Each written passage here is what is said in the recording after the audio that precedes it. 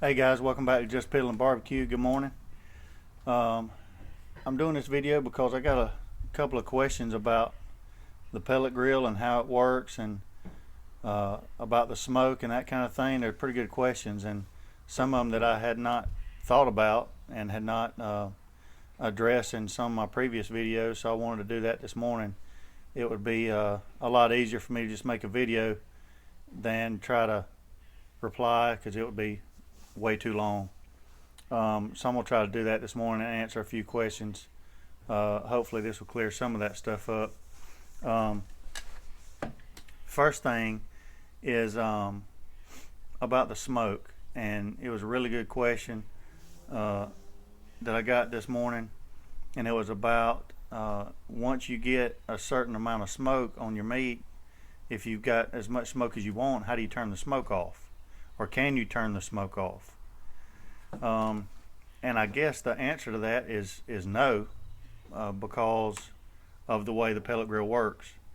And I want to back up a little bit and say, I think the biggest misconception or confusion about pellet grills comes in because of this cord. This cord is what confuses some folks and throws a wrench in everything.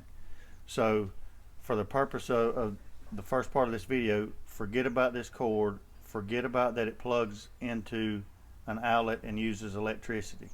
Okay, no electricity. All right, think of this for a little bit, if you can, as a offset smoker. Okay, if this was an offset smoker, this would be my grilling area. This would be my firebox. Okay, this would be where I put my fire in. If I want higher heat, I'd put more wood in, or if I wanted to sustain a certain temperature, I'd keep a certain amount of wood in my firebox right here. Okay, if I needed a little more air, I'd turn a damper, let more air in. If I wanted less air, I'd turn a damper, let less air in. All right, and I'm burning real wood.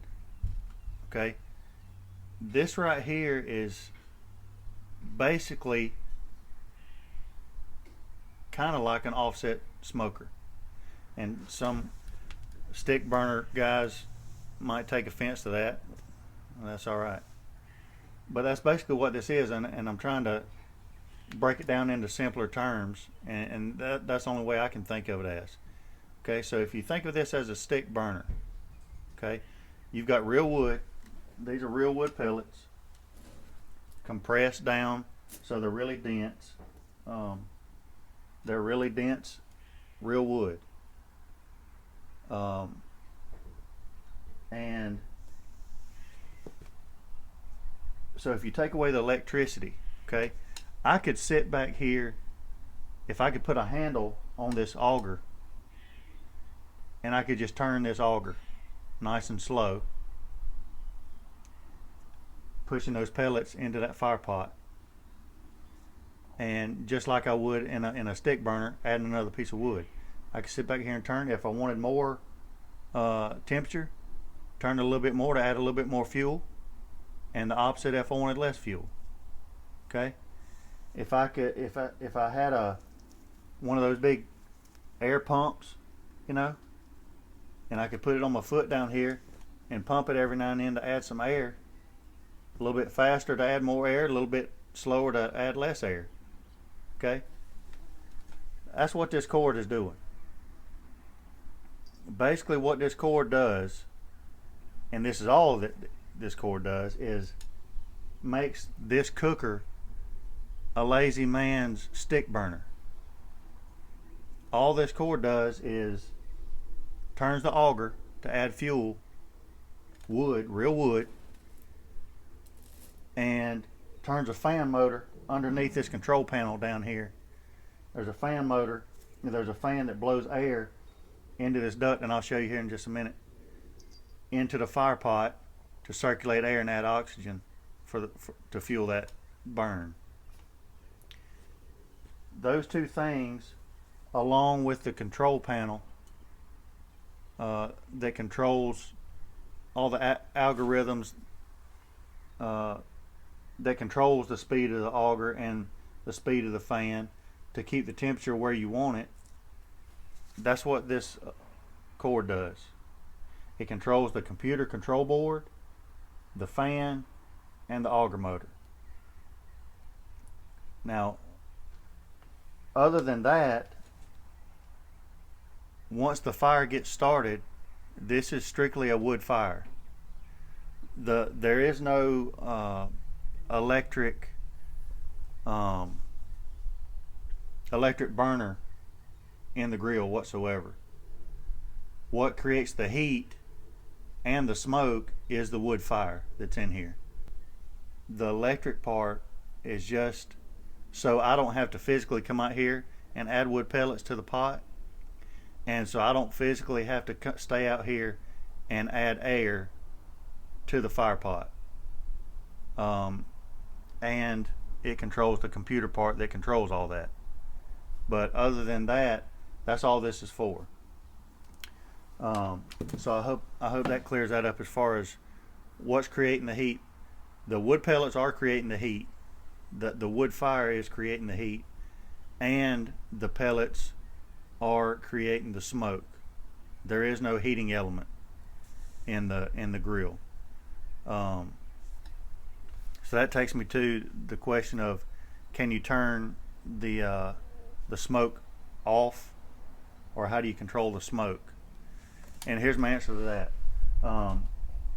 And I had thought about that too, and that was one of my concerns about buying a pellet grill, was that one of the biggest complaints, I guess, about pellet grills was that even though there's wood pellets going in there, that they didn't produce enough smoke. So I've seen a lot of guys with different brands of pellet grills using those smoke tubes to try to impart more smoke into their meat with these pellet grills, because the pellet grills themselves weren't producing enough smoke. So that was one of my concerns, and that's one reason why I was so happy last night when I saw that big dark smoke ring on that pork butt. Was I would have felt disappointed if I'm using a pellet smoker that's not producing enough smoke to produce a smoke ring. And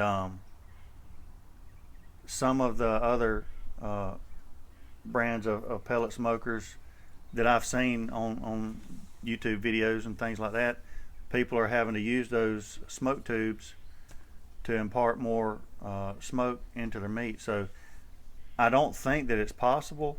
It may be possible. I don't think it's possible to over smoke something in one of these pellet grills. But if that ever happens, I'll let you know. But I did notice a couple of things, and I wanted to talk about the smoke and things that you can do to control some of the smoke on here. And that is,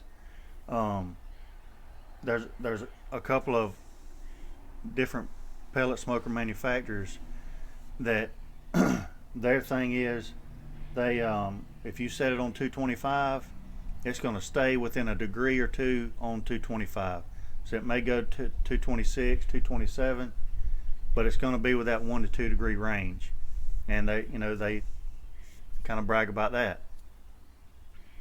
But those same smokers, pellet grills, are the ones that the users are having to use those little pellet tubes, smoker tubes, to impart more smoke. This is what I observed last night watching this thing, because I'm curious about it, and I want to learn about it too and figure it out and all that stuff. Here's what I learned last night just by watching it. I set mine the first 4 hours at 225. Now it would get up to as high as around 235, and then it would come back down and maybe go back down to 220, and then go back up. And some people say, well, it's not staying at that steady temperature. for me, here's why I say that's a good thing. Because those grills that stay at a steady 225 the whole cook, all they're doing is dropping just enough pellets in there to stay at 225. So once they get up to temperature at 225, they're not hardly producing any smoke anymore. That's why everybody's having to use those smoke tubes to impart more smoke. Okay, so they're dropping just enough pellets in there to stay at 225. This one here, and it all depends on what kind of computer algorithm and programming and all that stuff that they've got in the control board. And I'm not smart enough to figure all that out. I'm just telling you what I observed yesterday. So on this one, what I noticed was when it would start to get a little bit higher than 225, and you can hear the auger moving and the fan blowing higher or lower or faster or slower, and it would start putting in more pellets, so it would start climbing 230, 235. More smoke would be coming out. Then it would ease back off down to 225, maybe down to 220, and then it would pick it right back up again and level back off at 225 for a while. Now I don't know if there's a consistent timing that it does that, or if it's just the nature of the beast as far as the fire goes. You know as well as I do, if you're building a fire, one log may burn a little faster than the other. The wind may pick up, the wind may die down. It causes it to burn a little faster, a little slower, that kind of thing. So it may be just the nature of the fire, because this is a real wood fire. And the computer's making those adjustments. All right. So that's one thing I noticed was this thing, because it doesn't stay at that steady temperature all the time, that's what creates the smoke. You get a little bit more smoke throughout the whole cook. Whereas a lot of these pellet grills create a bunch of smoke at the beginning when you start it up, because it's pumping all those pellets in there to try to get up to the temperature that you put in on the control board. But then once it gets there, the smoke kind of stops, and it puts just enough in there to keep the fire going. All right, so I kind of hope that makes sense. I want smoke sporadically throughout the whole cook. Now, what I did last night, and it really didn't have anything as much to do with smoke as it did with the bark. After about 5 hours, I cranked it up to 265, and the bark was dark enough for me. So I went ahead and covered it with tinfoil. Now, if you're concerned about smoke, that would be one of my answers, would be once you get enough smoke on it, then wrap it in foil, and then it'll continue to cook without putting any more smoke on it. The other thing that I would say is I also noticed if you want less smoke, don't open your grill as much. And that may sound backwards, because when you open up the grill, it lets smoke out. So you'd think there would be less smoke. But with this grill, when you let smoke out, you're also letting heat out. So when you close it, it pumps more pellets in there, which creates more smoke. So if you want less smoke, just don't open your grill as much. Last night, I opened it probably once every hour or two. And, say if you come out here, you open your lid, you spritz it, you check the meat probe, make sure it's in there right. And you take a picture or two to put on Facebook or whatever. Then you close it back, and you had it set at 225. Now it's at 210. Now it pumps pellets in there to get it back up to 225, creates a little bit of smoke. So every time you open it and let the heat out, it's going to catch up with some more pellets. So for me, that's probably one of the reasons why I got some good smoke last night, was because I was opening it and closing it, letting heat out. It would pump more fuel in there, create more smoke, and create more heat to get it back up to temperature. So that would be another piece of advice that I would have, is if you want less smoke, don't open your grill as much. If you want some smoke, just come out here and pop the top every hour or so, and that'll create more fuel and create more smoke. So I hope that answers some of those questions about that. All right, guys, first things first, I wanted to show you my pellet hopper. This is the pellets that was left from the cook last night. So when I first started to cook last night, it was right up here at this, probably where the break of this sheet metal is right here. So I used about that much of my pellets, and that was on an 8.5 hour cook, so that's really not too bad. Again, all these are hickory and cherry that are kind of mixed together right now. But that is the control unit right down there. That's where the little computer is. It's got all the little algorithms and all that. It decides whether to speed up the auger or slow it down, and the fan speed and all that stuff for the air to go in there. So that's where that is. That's one reason why it needs electricity. Also, there's a meat probe right there that plugs in there, and I can easily tell what the internal temperature of the meat is by hitting the probe button, and it'll flash up there on the screen right there for 5 seconds, let me know that. Then it'll turn right back to what the grill temperature is within that right after that 5 seconds. This tube right here, this long tube right here, is where the auger is, and also where the air comes through. There's a fan right behind this wall right here that blows air up in there, and the air comes out of these holes right here and kind of fuels the fire. And I'll try to, and then right down there you can see the fire rod right down there. That's the fire rod right under that round piece right there that starts the creates the ember and starts the burn. I'll fire this thing up, and we can kind of see once again how this thing works. So I'm gonna press the power button. Now that auger's turning, you can hear the auger turning, and you can see the pellets dropping in. So basically that's just like me throwing wood on the fire. Instead of electricity doing it, if I was throwing wood on the fire, adding wood, that would be the equivalent of that. Now also, there's air. You can feel the air coming out because that fan's blowing. And that rod down there underneath is getting hot. And then when those wood pellets get hot enough and has enough air, then there's going to be a fire down there. And we'll do this in real time so that you can kind of see how long it takes for it to start smoking and then create a wood fire. Now once it creates that wood fire, at that point, it's my understanding that that fire rod, there's really no need for it anymore, because the fuel from the wood pellets and the fan running is what keeps that fire going. So we'll just watch it and see how long it takes. If you want to speed it up just to see, that's fine, but I just figured I would do it in real time just so we could see.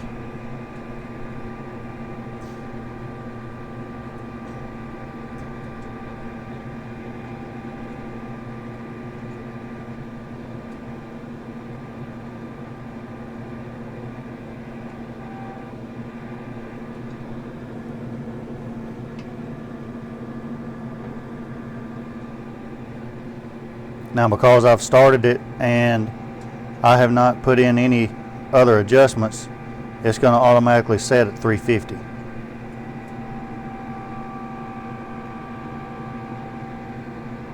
And right now I can already smell the wood getting hot.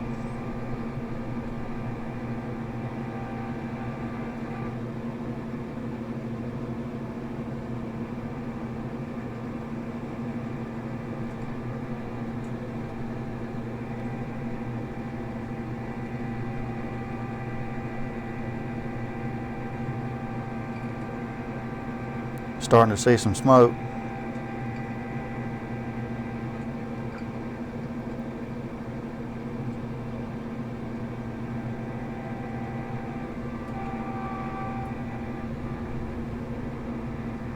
Starting to see some good smoke now. And there's nothing like the smell of that good smoke.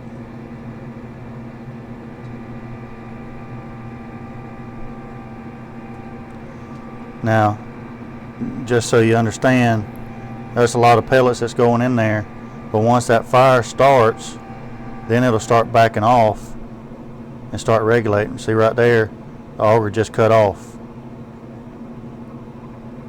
and there's the flame right there.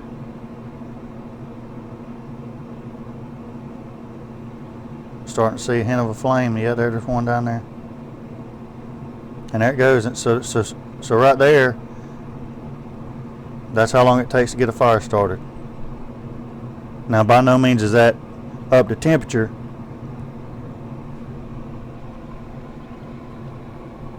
Right now it's saying it's 90 degrees as far as the grill goes. Now, while I'm thinking about it, this little probe right there, that's what detects the temperature. So when it says it's 90 degrees, it's because it's detecting the temperature right there. So that's what creates your heat, and that's what creates your smoke. And there's a heat baffle that goes over that, and then your drip tray goes over that.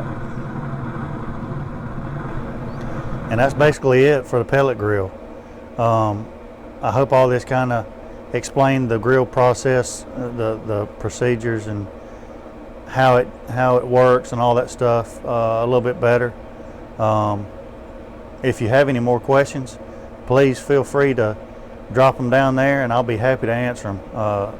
Some of the stuff that I got to talk about today was really good, and I'm glad I got to explain it. And with questions like what I got, I'd have never thought about some of that stuff and explaining it, because I'm sure there's a lot of more people out there that has the same questions. And I'm still learning about it too, which is one of the reasons why I wanted to sit out here and watch how it operated yesterday. Anyway, thank you for watching my channel. If you like what you're seeing, please give me a thumbs up on my videos and subscribe to the channel. Until next time, I'll be piddling.